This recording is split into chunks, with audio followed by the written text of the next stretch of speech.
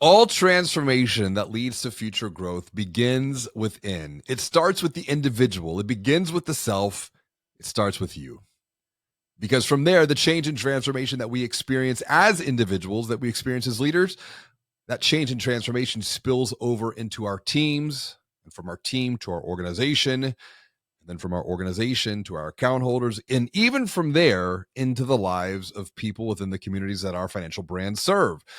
But how do you navigate the complexities of change and transformation during tough and turbulent times? Are you confidently communicating confidence right now, or might you be seeking solace in the cave of complacency? Even more so as a leader, how can you ensure that you're guiding others on your team through the complexities of change that they might be experiencing right now in the present moment? These are good questions that we are going to answer today on today's episode of the Banking on Digital Growth podcast.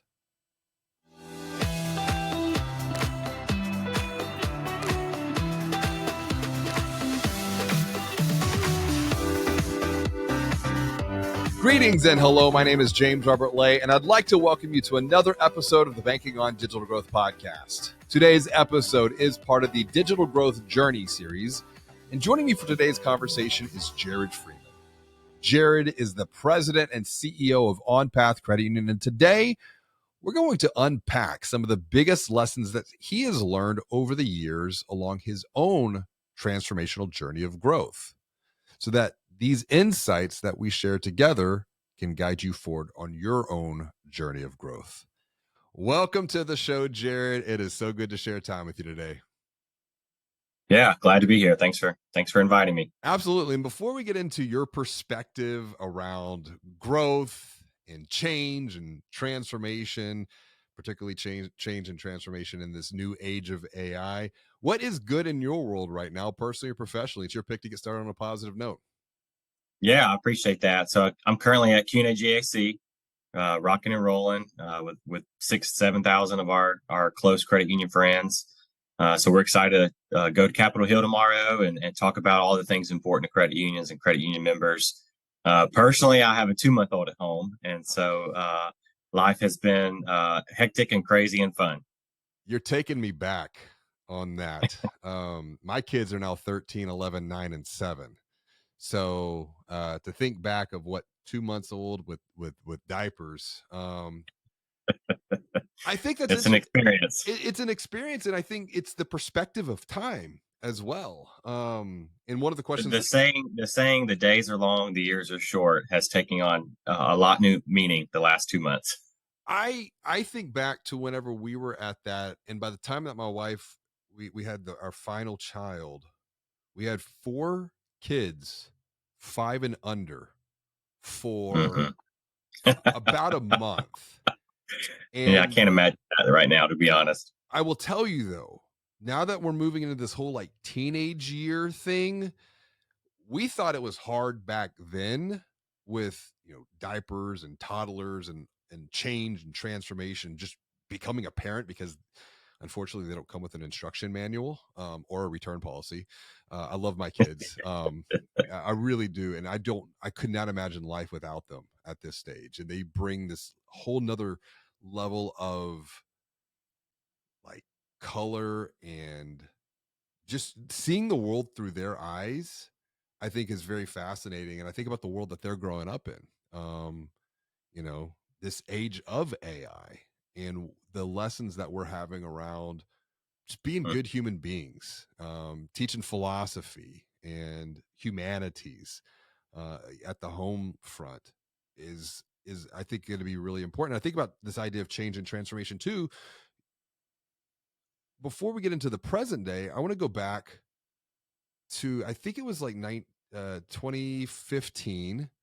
Um, there was an article in Forbes that featured you, and the title of the article was "How This Yeah, Millennial Became a Credit Union President at 27." So you talk yeah. about change and transformation. Take us back. What was You going did a on deep then? you did a deep Google search for that. I did. I did. What's the story behind the story here for you? Yeah, I started in this movement in 2005. I was in high school. Our credit union, local credit union, $60 million credit union at that time, had a program partnership with high school. through the business classes, and they randomly placed me at a credit union. And so I immediately fell in love. I really didn't have a huge working knowledge of credit unions. I had a credit union account because of my grandfather and being in the Air Force. And, you've probably heard that story before. My grandmother opened me a CD at a military based credit union. But that was really it. And so when I started the credit union, it was just a job. I was 16 years old. I needed a job for money to go out to eat with friends. That was it. But I grew up in a home where money was a big stress point, and I started learning about this movement, this credit union movement. I got to be a part of relieving stress for people when it came to money, and so yeah, I just immediately got addicted to what we do every day, and the heart of what we do every day. Spent many years in the branches doing on the front line lending and operations and those things. And so fast forward, stayed in the movement. I remember actually a story in college. I got a boring finance degree and MBA and all those kind of things. But my college advisor freshman year said, "You're going to change your mind 1,000 times. You should have fun. Don't worry about all these things." I said, "No, I already know what I'm going to do. I'm going to go work for this credit union." She was like, "No, you're not going to do that." And so I finished college in record time because I was paying for it myself. And I remember the story walking across the stage, and she was like, "All right, you were right. I was wrong. You didn't change your mind." I said, "I knew I wouldn't. This is what I want to do." And Right. so continue to do that. 2015, I got an opportunity to go work with a credit union in Alabama, right down the street from the credit union I was already working at. CEO was retiring. And to be honest with you, I applied for the job knowing I wouldn't get it. I mean, I was 26 years old when I applied, 27 when I started. I just thought, hey, I want the experience. I want to meet with the board. I want to practice interviewing with the board, and who knows, maybe in a couple more years I'll get my shot. Sure. And had a full dialogue with my current CEO about that, who's a friend and mentor. And he agreed, like, this is good exposure for you. And so I applied for the job. Hundreds of people applied for the job, and lo and behold, they gave it to me. Yeah. And so we were both kind of caught off guard, to be honest with you, just shell shocked that they would give me this opportunity. But, I'm incredibly passionate about what we do. I also acknowledge and see in our industry that unfortunately a lot of people get very complacent. I think our tax exempt structure is a wonderful thing. We need to protect it at all cost.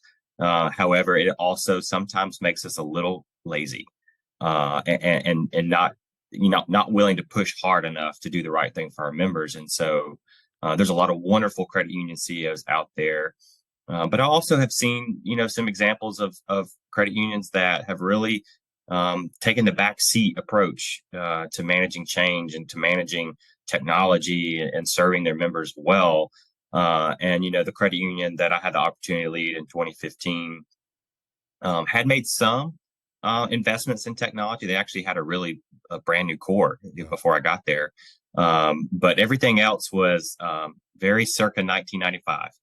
And really struggling with change, really struggling with growth. The credit union had not seen growth in a number of years. Negative earnings, you name it. It was not really in the good category, and so it was hard. I probably did everything wrong. Um, I made probably every change mistake you could make. Going too fast, not getting buy-in. Not building the solid team up front. I probably made every mistake in the book, quite frankly. But we had a tremendous amount of success, and those are really fun years. We were able to do some really fun stuff. We rebranded the credit union. We did core integrated ITMs in a time when nobody was doing that. I had multi-billion-dollar banks coming to visit me in rural Alabama at a $200 million credit union because we had been the first in the country to do a core integrated ITM in 2016. And so we just had a lot of fun. We used our superpower of agility as a small organization, Sure. to really take a bold direction. And so I'm happy to say the credit union's still doing well today. I left that organization in 2018, but they're still blowing and going and doing great things. There's a couple of things I want to loop back on, and thanks for the context because I think context is so important here before we get too far ahead. You mentioned there's three things I want to hit on. First and foremost, you mentioned the year 1995, and I have this hypothesis of how old you were in 1994 is directly influencing how you perceive the world now 30 years later in 2024. And so I asked you, I was like, well, how old were you in 1994? You said 6. And I said, well, I was Yeah. 13. And this is not doing when I do workshops with this and talk to credit union leaders, for some reason, some think that this is an ageism thing. I said, no, this is not about age at all. This is a matter of perspective. And so recently doing this workshop with an organization, I said, okay, I want anyone who was not born in 1994, y'all go stand in the corner. Just go over there. I want everyone who was, we'll just say 0 to 10, go stand in the other corner. If you're 11 to 20, go stand in this corner. And then if you're 21 plus, go stand in that corner. And it really helped to begin to visualize the demographic makeup of who's in this organization and some of the roles that each person is involved in within the organization. And I said, okay, for y'all pre 1994, y'all weren't even around. This question is not for you. I want to come over to those who were 21 plus in 94.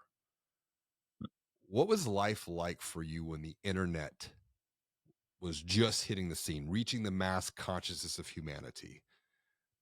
And the responses that I tend to get was scary, it was confusing. Like, what is this thing? And I go, if you think about it, July 5th, 1994 was the day that Bezos would change the way that we would shop forever. May 18th, 1995, coming back to your year that you mentioned, that was the year that Wells Fargo launched online banking, and would change the way that we pretty much would bank forever. It was the very first online banking platform. So here we are, 30 years later.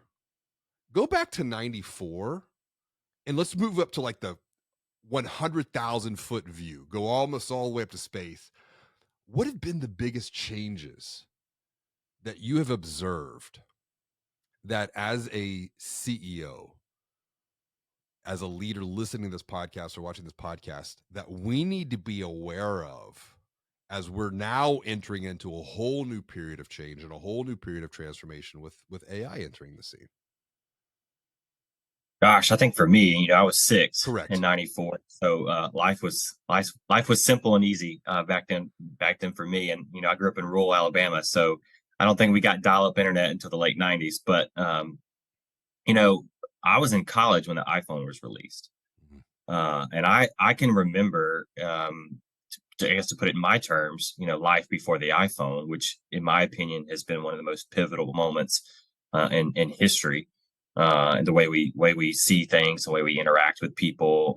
I still remember, by the way, when you had to actually have a college edu email address to have Facebook, Facebook. right? It was protected to that group, and it was all about who you met at a party the night before, or Right. whatever. But I think the iPhone really changed everything. In fact, my wife is a mental health therapist, and when she looks at even the way mental health has changed, the iPhone was that pivotal moment when everything really changed. Not always in a good way, but the way we interact, the way we want to transact, the way we see the world, the way we get data, the way we're connected 24/7 for better or for worse.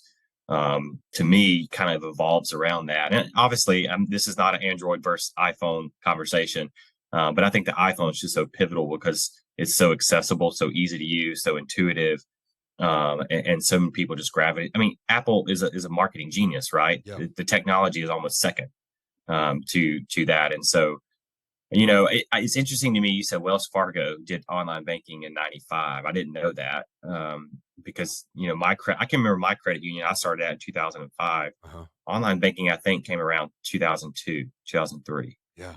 It's really late to the party, honestly. I mean, 7 years, that's an eternity today. Maybe back Sure. then time didn't move as fast. I don't know. But can you imagine today and this is a rhetorical question, really, if Wells Fargo is doing something and credit unions aren't doing it until 7 years later, which is the reality that probably is already happening. That was, gosh, that kind of blew me away when you said that. It's interesting, just to get your context here. And I think about whenever I was doing a keynote at NAFQ last year, I did something I tend to never do, but I'm so grateful I did. I went to the bar, like literally went to the bar, sat at the counter, and was just going through my keynote for the next day.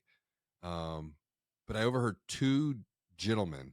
They were they were on the boards of these different credit unions, and they had this great conversation. I said, "Gentlemen, do you mind if I just inject myself into your discussion?" They said, "No, no, grab a chair." So I pulled up. We ended up talking for probably 2 hours, and they were one was I believe he was 85, and the other gentleman was 80. One had been on the Mm, board for about 50 years, and we were using this premise of time, this inflection of 94.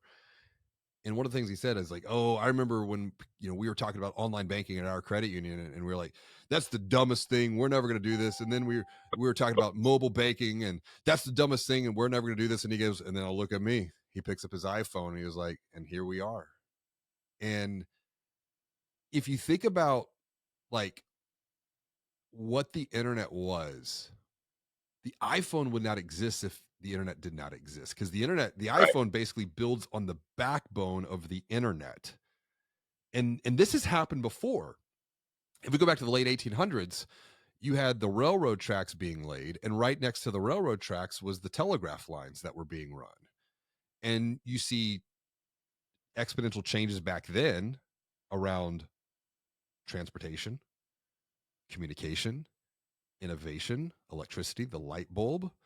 And so we've been here before, but I think we miss the context of it all unless we just start to pause and really have some discussion around this, because time is now moving, or the perception of time is moving at a faster pace. 2007 was the iPhone. 2011 was the launch of the very first true pure play mobile banking app. So that was 4 years post iPhone launch. And that was, I think, Royal Bank of Scotland launched the first true pure play mobile banking app. When you think about this vertical, one of the things that you said with your initial thoughts is complacency. And I see it with credit unions. I see it with community banks. Yeah. Why? What's the diagnosis here? Why do we, and I'm writing about this in Banking on Change, which comes out in April. Why do we get trapped in the cave of complacency? Which it Yeah. feels safe, but it's a pseudo safety. It's actually very detrimental. I wonder if it's with intention that people are complacent, or if it's a byproduct of maybe they've been burned, or maybe something didn't go right, and so hey, all change is bad now because we tried change once in 1975 and it failed miserably, Mm, so we can't do it again. I also think when you have something great, and there's a lot of wonderful credit unions out there that have wonderful legacies, you develop a fear of, I don't want to mess this up. mm, I don't want to lose what we have. We have something rich. And I think about my current credit union today at OnPath. We had a SEG that at one time was the largest employer in the state of Louisiana, 28,000 employees of Avondale Shipyard. Well, guess what? In 2014, Avondale Shipyard closed its doors forever. mm-hmm. So, we had this wonderful legacy, this wonderful thing that we wanted to protect, and it was right to protect it. I mean, it was arguably the best SEG in the whole state, and we had it. But in seemingly a blink of an eye, it was gone. And so, I think people maybe get caught up in trying to protect what they have, and can't see past that.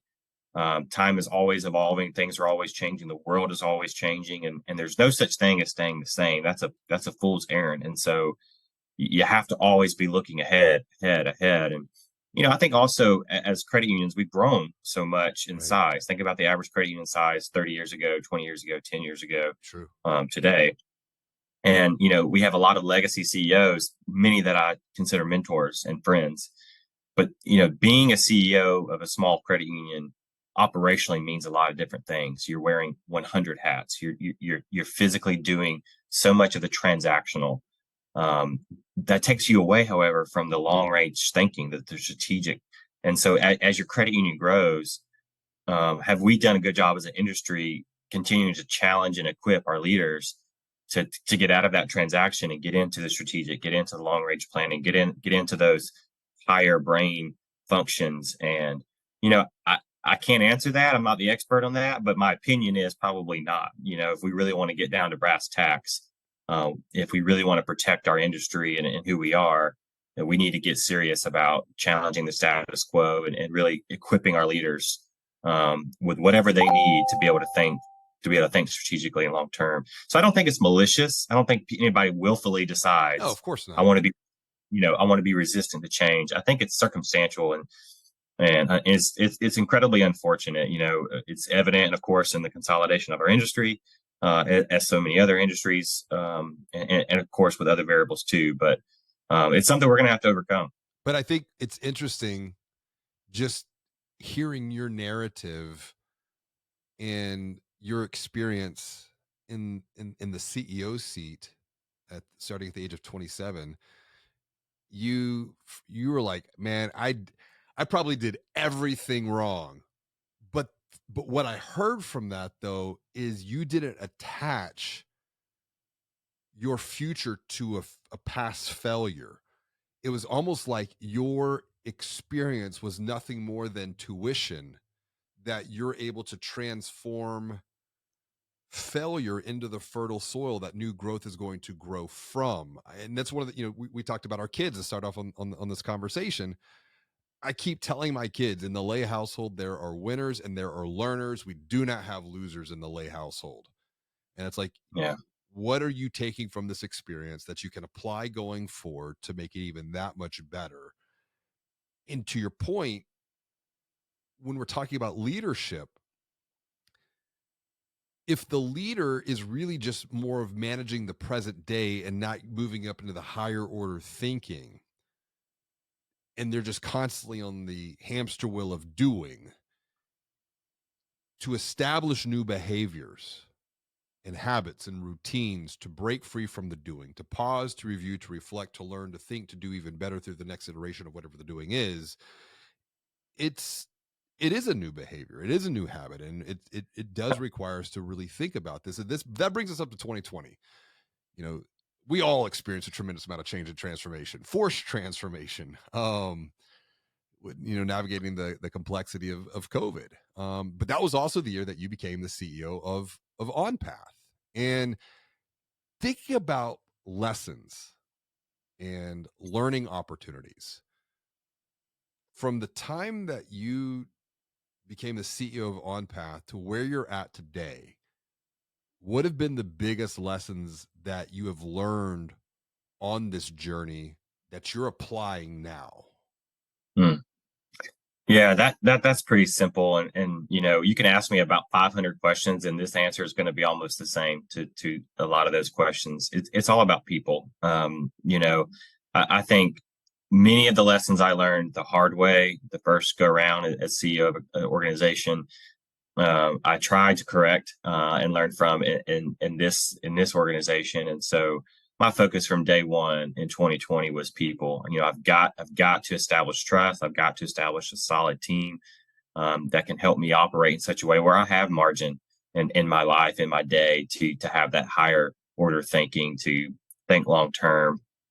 Of course, when you take over a new organization, especially in the middle of something like COVID, which nothing could prepare you for. I mean, I started July of 2020, literally as the world is non-existent. I mean, nothing is happening. I actually moved to New Orleans, lived in a hotel because I was still selling my house Uh-huh. where I was moving from, and I remember calling my wife, like, uh, don't come visit. There's literally nothing to do. Like everything's closed.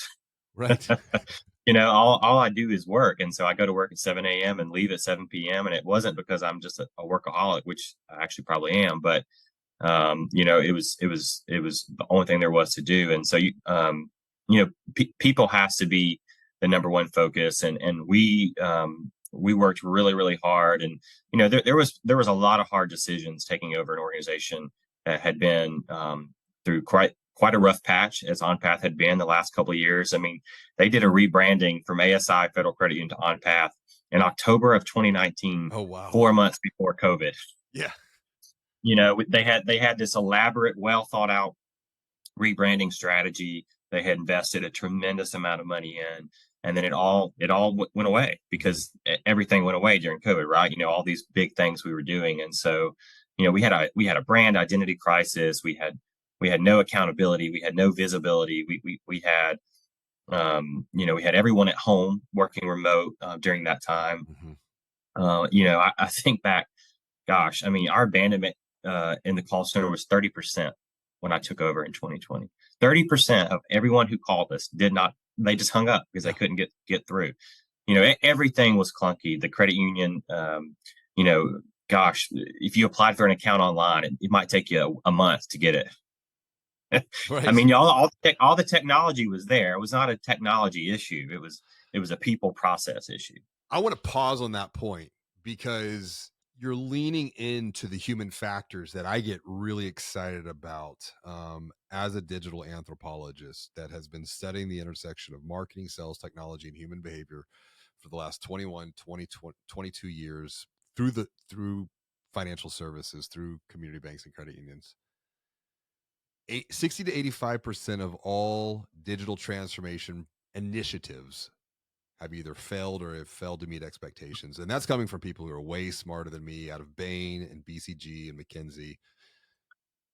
And I've always said that it's not the technology, it's the people that are having to Yeah. deploy the technology. Why is that? What's the what's the problem there, and what have you been able to do to help guide others beyond their present day status quo, pull them out of the cave of complacency to see something even bigger going into the future? Thinking of the idea of leadership here. Yeah.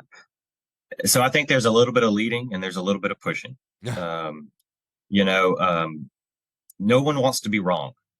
No one wants to make a mistake. You want to talk about my generation and the issues I see with my generation and even those younger than me.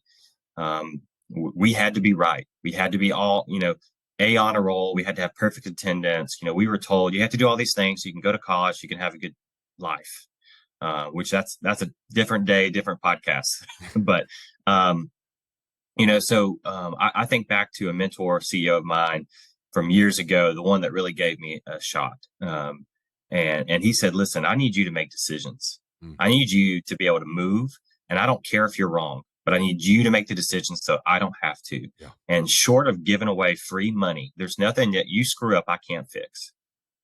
And I took him seriously, and I made a lot of decisions, and a lot of them were wrong. But we were able to move really quickly, and so I guess that developed my risk appetite early on, and I Sure. think I've been able to um, be very deliberate in pushing and leading our team to say, "Hey, we may not hit 10 out of 10 times. Like our batting average is not going to be 100." But we're going to fail. We're going to fail fast. You hear that phrase a lot. It's often said, very few times done. And so, we just push forward. Go back to 2016. I launched core integrated ITMs in 6 months. Hmm. It did not exist. We built it from scratch. I had the CEO of the company from Japan fly out to visit us because no one else did it, and we did it.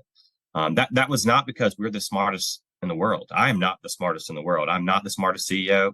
I'm in DC right now with 5,000 people, most of which are smarter than me.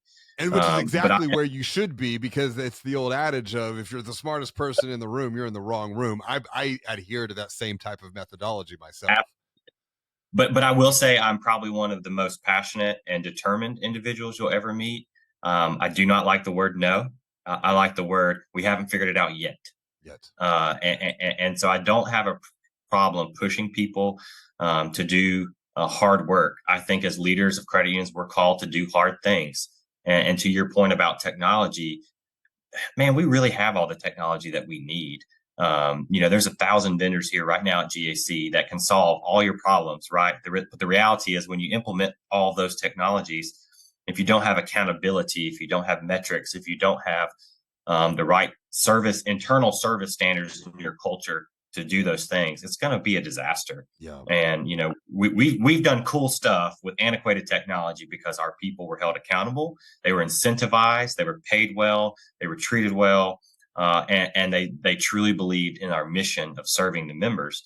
And I think when you tie all those things together and you realize that just because you're a credit union doesn't mean you have to be a pacifist, right? Like we can be aggressive in serving our members and doing the right thing. I don't know where that creeped into our industry at some point that we're like these meek and mild people, but I'm trying to break that.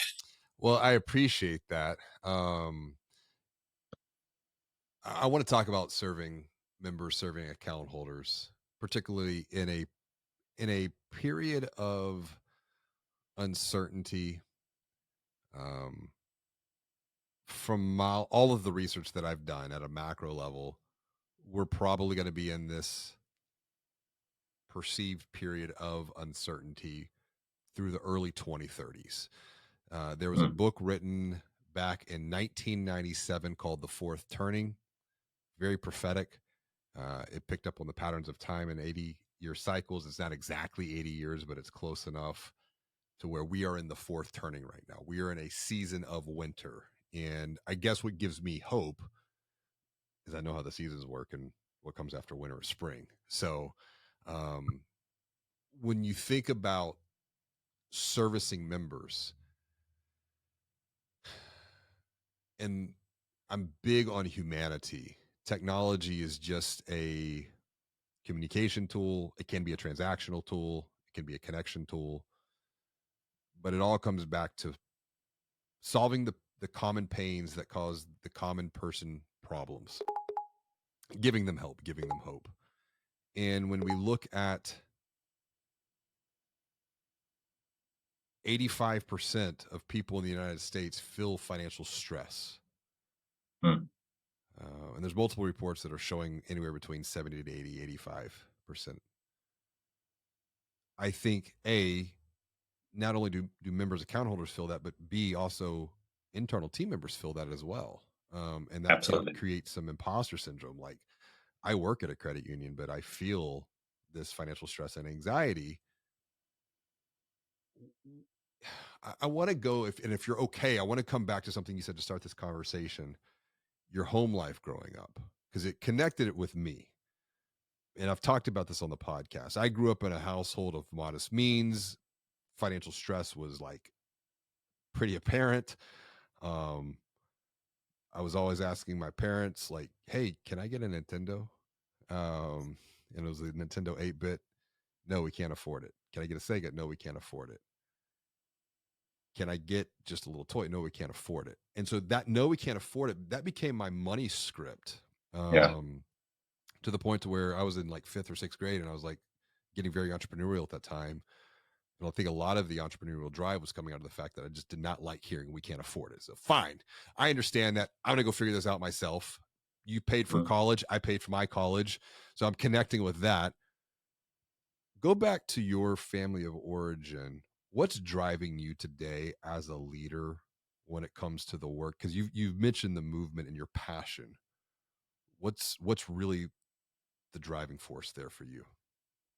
Yeah, so I'm going to tie this back to OnPath's current purpose statement. We don't really put a lot of emphasis on a vision or mission statement. We have a purpose statement, and that's redefining what's possible.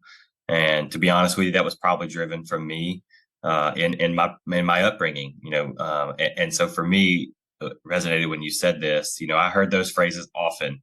I remember as a kid, wanting to go to the skating rink because we still did that back then, and or wanting to go to the movies and like working up the courage to go ask dad for $10 Yep. because you knew that that wasn't readily available. Like that was there was some level of sacrifice dad was going to have to make to give you that $10, Yep. even if you wanted to do it, right?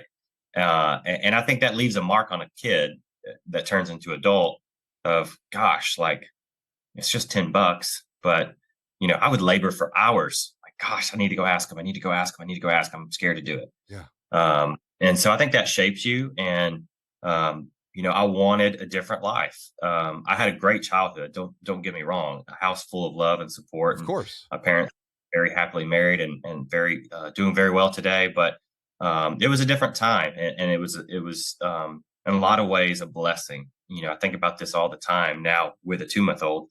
How do I instill this same level of drive and ambition that through my parents' parenting style and or circumstances made me a very motivated person to have a better life, to redefine what's possible, to tie it back to OnPath's purpose statement. And that's something I think about all the time now as a new dad. Of you know, my wife and I are going to probably have a different lifestyle for our daughter than my parents had for me. But how do I protect that drive, that hunger, that willingness to do big and great things? And so I don't know that I have the answers there on the parenting side, but 2 months in. But I think about my childhood, and I see it as a huge blessing that it made me who I am, and so determined and driven. And now I hope that I'm giving that back to the credit union, right? We have this purpose statement, and we can tie that back to deliberate things we do for our members and for our employees. We have so many employees that are now homeowners because of a program we have only for our employees. We give all of our employees 2% off every single loan we have, including mortgages. Wow. And so as an employee benefit, we have employees that probably wouldn't be able to afford a house, but because of 2% off, especially during that 2020 period, they have 1% mortgages right now. Like, they're never going to leave us because, if they do, their mortgage rate goes up. And so, we've been able to give them opportunities. I'm a firm believer in credit unions are way behind the times on paying staff really well. If we want to beat the banks, if we want to beat the technology companies, we're going to have to pay. Yeah. It's not okay that we have great benefits and so pay less. I've heard that out of CEOs' mouths. And so, no, let's obviously provide a value to our members, and don't get greedy, but we need to pay our staff well so that we can improve their lives. And so I really enjoy now really getting to focus on the employees, redefining what's possible for them. I know they're going to take care of the members. Like, we have that stuff in place. So now I can kind of focus more on the staff. So this is really connecting back to, in banking on digital growth, I wrote DX plus HX will lead to growth, meaning a positive digital experience when combined with a positive human experience will lead to growth. I realized I missed out big time when I forgot, well, who's going to do that? And it's the internal.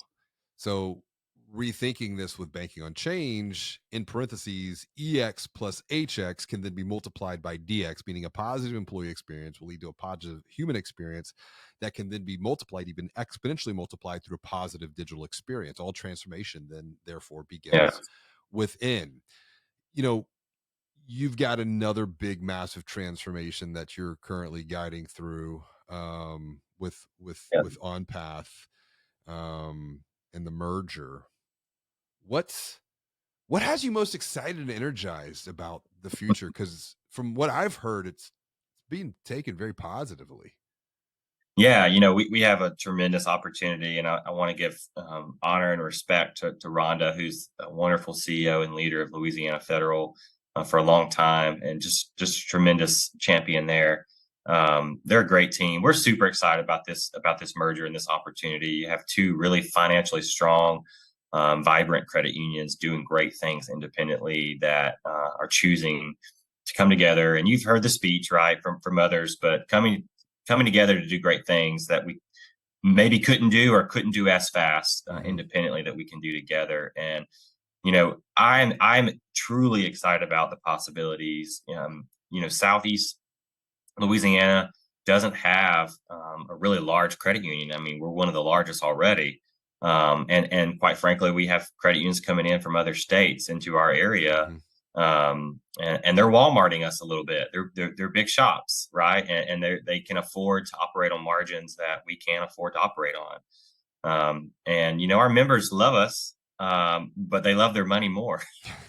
And so if they're going to get a cheaper auto rate or whatever, we like to tell ourselves they'll choose us anyway. But the reality is, when you have inflation of what we've had, when you have insurance crisis that we have in Louisiana currently, and all those challenges, they're going to choose their money, and we need to be mindful of that. And by the way, we'll do it ourselves too. And so, I'm excited about having the ability, having the economies of scale to really give that member. We don't have to make them make a choice, right? The choice will be easy. It'll be us. We're providing that competitive competitively priced service. I think the technology is honest already there. It's just we're implementing it better. We're executing it better. The people side is going to be better. We don't have to wear 30 hats, right? I think of, and I'm gonna give her a shout out here, Jill, who's the SVP of operations at Louisiana. Man, she does everything. She has so many hats, and I told her, not long ago, I look forward to taking some of those hats away from you, not to punish you, but to give you the ability to focus on the things you care the most about. that that right there, I want to pause on that point and this really loops back to something you mentioned before with leadership, getting out of the day-to-day quote unquote operations. And like you said, Jill, I mean, the SVP of operations, multiple hats right there. But in banking on change, one of the things that I'm writing to, if you're wanting to achieve exponential growth, and exponential growth, as I define, where an individual has the perception that they're growing personally and professionally at the same exact time, Mm. because what's impacting you personally is going to impact you professionally. Good, bad, right, wrong. It's just the way it is. What's impacting you professionally is going to impact you personally. I'm looking out at the future, particularly within the age of AI. And if we're able to dive deeper into our growth ability, those three, no more than five areas of focus, and really develop deep skills. And then you take your growth ability and Jill and whoever else is on your team, and now your growth abilities become multipliers, Yeah. versus you have the ability to do these other things, but is it the best investment of time? Is it the best way to spend your energy? Is it how you really should be paying attention to the world around you? Or to your point, I want to take these, I want to elevate them so that they're the growth abilities of others. And that creates growth ability teamwork right there. So that's a really great point as we start to wrap up here, Jared. We've talked a lot about change. We've talked a lot about transformation, particularly through your own personal perspective. For someone who is watching or listening, what is one thing that you would recommend that they do next? Something small that is achievable so that they can continue to move forward on their own journey of change and transformation as a financial brand leader. Mm. I think this is probably not going to be the most attractive answer for a lot of people, but I firmly believe it. I think they need to take a second and get really clear on what they want. Mm. I see a lot of up and coming leaders that they don't know what they want; they just want it. And I want the promotion, I want the raise, I want to take over this initiative, I want this new core vendor. And when you really ask clarifying questions of why, they can't give you an answer.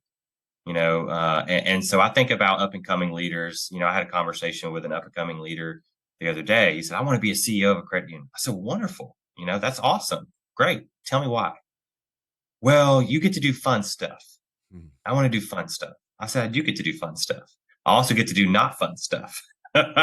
So like, I want you to be crystal clear on what you're going to getting into if you want to go down this path. And if you still want to do it, I will do everything in my power to make that happen for you.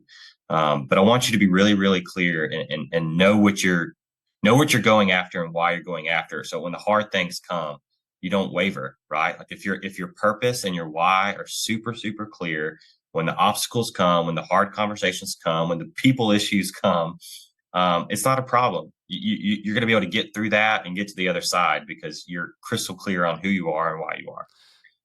That comes back to all transformation that leads to future growth. It starts by just simply telling the truth to yourself, telling the truth to others around you about where you've been, about where you're at, and where you want to go next. But more specifically, to your point, getting into the Socratic method of why, and then answer that, and ask again, why.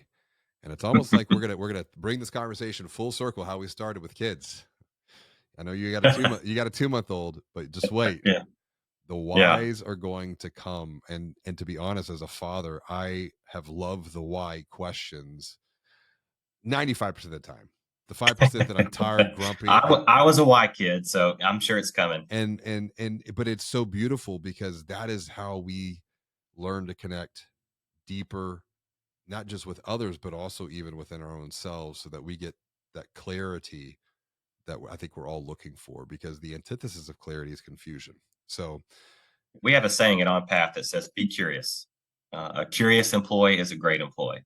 I want you to ask questions. I want you to be curious. And if you're curious enough, you'll get to the truth, and you'll help us do great things. There it is. And that's a behavior right there that will continuously increase an individual, a team's, and organization's AQ being adaptability quotient. Jared, thanks so much for joining for this conversation. If someone is listening, watching, they want to connect, reach out, say hello to you, what's the best way for them to do that?